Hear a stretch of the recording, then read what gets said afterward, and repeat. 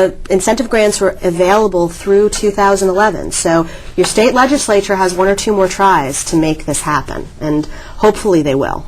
Hopefully either this governor will see the light, or whoever becomes the next governor will change his or her mind about it and be able to accept money. Well, it's really it's so difficult because I just imagine that many jobs will not come back because the skill level will be demanding more skill. Right. Or the jobs have been offshored and they're just not going to come back as well. That's part of the reason why economists and those who study the labor market are predicting that we're not going to fully recover back to pre-recession levels. There are many jobs that have left that are never coming back. There are many people who have been, automated out of their jobs. The skill level is higher, or the skill level has become so much lower that somebody with much lesser skills can operate the job, or a machine can pretty much just take over the job. So it's a time when we've got to be looking at ways to retrain people for the jobs that do exist or will exist. And I think it's one of the reasons why people are so excited about the concept of green jobs. These are new jobs that will be entering our economy, and ones that will remain vibrant for a very long time, not just because we are always building and developing and innovating, but because there are just so many buildings and so many entities that need to be retrofit as well. And this is something certainly that the President and many people talk about as one of the key tools in our economic recovery. Well, that sounds good. How is that going? I think we're still very early in the quest for a real green economy. The Secretary of Labor, Hilda Solis, has a very, very strong devotion to green jobs and to creating the green economy. So I know that she and her staff are looking very critically at the ways that within the discretion and the funding they already have, they can incentivize this sort of training. I know that the best state workforce agencies in the country are really trying to direct all eligible candidates into green jobs training. There is a coalition of organizations. NELP is an active part. We are led by Green for All, and we are working to try to make sure that there is a demonstration project through the Department of Labor that's part of the climate change legislation being debated on Capitol Hill these days, so that the Secretary would have increased tools to make sure that low-income members of local communities where these green jobs are being created, that they have pipelines into getting those jobs and training for them so that they can be then on a career pathway in various construction fields and repair fields, so that they have something to look forward to in the new economy. Well, this is with private industry. They have to want to convert to green. They do. Although there are certainly ways that they can be incentivized through tax credits, through both on the federal level and the local level. There's all sorts of ways that states and localities do financing in order to incentivize the kind of businesses and behavior that they want in their communities. So the government on all levels do have tools to incentivize private industry, as if the incentive of a green economy and a healthier environment wasn't enough.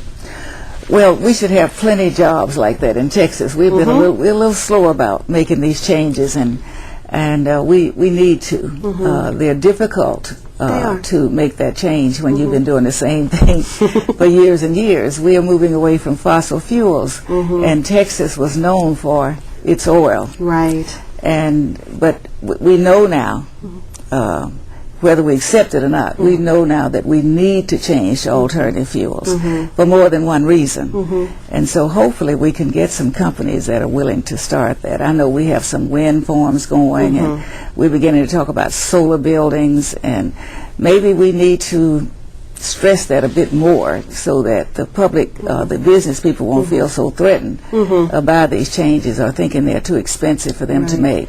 Change in general is scary. We've certainly seen that in the context of the healthcare debate. It's a little bit of the devil you know is better than the devil that you don't. But as Americans, we've always been known for our innovation, for taking calculated risks in order to make things better. And I would love to see that spirit take hold of the government at the federal level, at the state level, and at the local level. We have real opportunities now to make big improvements, and we've got the technology and the ability to do so. So it's time to start investing in our workers and training them to make that vision a reality. And I share your hope that we can get past the scary aspects of change and instead embrace the optimism and the better world that it could provide for us. Well, I see every day technology moving ahead and ultimately will replace workers. You have your self-checkout in grocery stores. And, your easy passes that just zip you right through on toll lines, self-serve gas. I mean, there are many ways that over the last 30 years we have been replacing workers slowly but surely. Yes. I noticed our tollway used to have several toll booths with people in them. Now there are no people. Right. It's all automated. Right. And as strange as it might seem, you might say it's just a small number of people, but that number of people enter the unemployment group. Exactly. And when you multiply that number of people over the course of an entire country, because it's certainly not just in Texas that you've now got these, fast toll lanes. It's all over the country. Supermarkets across the country. Yes. We know certain fields are continuing to grow. Healthcare is a big one of them. The retail field is a very big one of them. Service industries. But at the same time, I don't want to sound like a broken record, but I go back to these concept of green jobs, because this really is an area where there is tremendous potential for growth, among others. The need to continue to construct and repair our buildings and our infrastructure throughout the country is never going to disappear. So we need to make sure that the government investments that go into those projects are ones that create good jobs with good wages, benefits, good working conditions, and career pathways, so people don't get stuck in a dead-end job, that they have a way to keep bettering themselves as they work harder and longer. How does this picture fit with small businesses? Small businesses really share a lot of the same challenges. I ran a small business for 7 years, and I can tell you that they are the places where perhaps the most innovation can be seen. They have the abilities and ways to take the most risks and to reap the biggest reward for them. So I would encourage us not to dichotomize small and big business. These are really challenges that I think all of them face.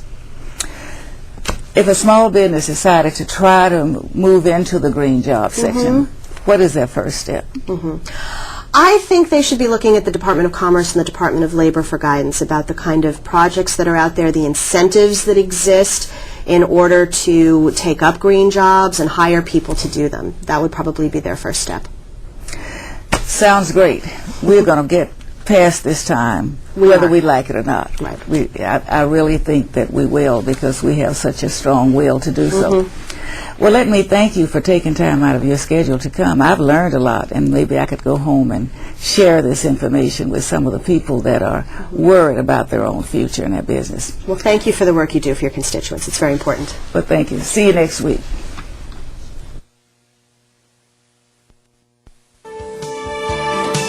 This has been another edition of Report from Washington featuring Congresswoman Eddie Bernice Johnson. You can reach Congresswoman Johnson at 202-225-8885 or 214-922-8885. You can also contact her through her website at http://www.house.gov/ebjohnson.